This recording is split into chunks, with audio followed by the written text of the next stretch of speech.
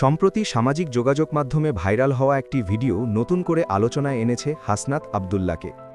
ভিডিওতে দেখা যায় বাজার পরিদর্শনে গিয়ে অবৈধভাবে ফুটপাতে বসা এক দোকানদারকে তিনি কঠোর ভাষায় নয় বরং ছোট ভাইয়ের মতো করে বুঝিয়ে বলছেন, ম্যাজিস্ট্রেট আসলে কিন্তু তোমাদের তুলে দিবে, ভাইয়ের কথা শোনো, 3 দিনের মধ্যে এখান থেকে উঠে যাইতে হবে।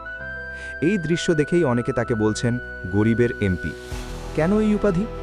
কারণ এখানে ছিল না ক্ষমতার দম্ভ, ছিল দায়িত্বের ভাষা, ছিল না হুমকি, ছিল সতর্কতা, ছিল না অপমান, ছিল সম্মান। আইন তো সবার জন্য সমান, ফুটপাত দখলমুক্ত রাখতে হবে, এটা যেমন জরুরি, তেমনি জীবিকার তাগিদে যারা বসে আছেন তাদের পরিস্থিতিও অস্বীকার করা যায় না। এই দুই বাস্তবতার মাঝখানে দাঁড়িয়ে যে ভারসাম্য তৈরি করা যায় সেটাই দেখেছেন মানুষ। 3 দিনের সময় দেওয়া মানে হঠাৎ উচ্ছেদ নয়, প্রস্তুতির সুযোগ। একজন জনপ্রতিনিধির কাজ শুধু আইন প্রয়োগ নয়, মানুষকে আগেই সচেতন করা যাতে পরবর্তীতে কঠোর ব্যবস্থা নিতে না হয়। সামাজিক যোগাযোগ মাধ্যমে অনেকেই লিখছেন, এমন আচরণই চাই, নেতা এমনই হওয়া উচিত, কঠোর কিন্তু মানবিক।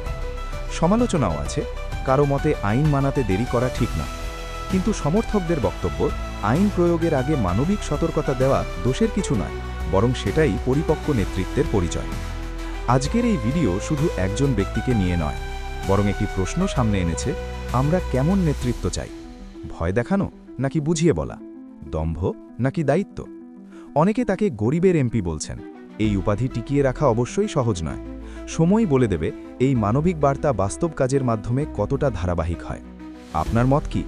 এমন মানবিক প্রশাসনই কি আমরা দেখতে চাই? মতামত জানাতে ভুলবেন না।